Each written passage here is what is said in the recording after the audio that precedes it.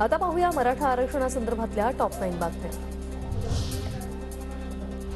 आमचा लढा शिक्षण आणि नोकरीतील आरक्षणासाठी, पण जिथे ओबीसींचा फायदा तिथे मराठा समाजाचा झालाच पाहिजे।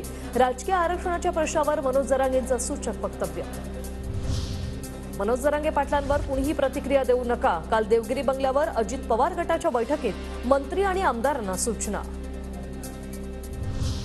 सरकारने काढलेली सगळ्या सोयऱ्यांबाबतची अधिसूचना अंतिम निर्णय नाहीये। अधिसूचनेवर सरकारने हरकती आणि सूचना मागवल्यात।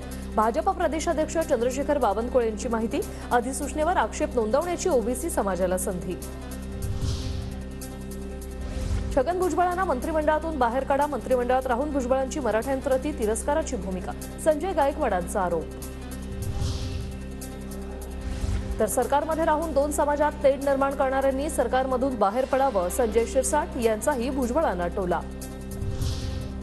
मराठा आरक्षणाबाबत एक दिवसीय विशेष अधिवेशन घेतलं जाणार, अधिकृत तारीख अद्याप निश्चित नाही। सर्वच वंचित घटकांना न्याय देण्याचा प्रयत्न, विधान परिषदेच्या उपसभापती नीलम गोरे यांची माहिती।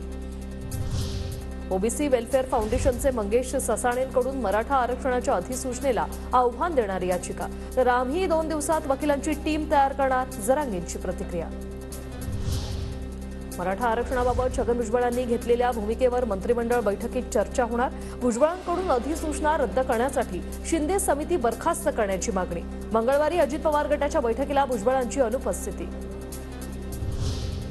गावागावांमध्ये ओबीसींना त्रास दिला जातोय, गावागावांमध्ये विजयी उत्सव सुरू आहे। शिवीगाळ करत डीजेवर गाणी वाजवली जात आहेत, छगन भुजबळ यांचा गंभीर आरोप।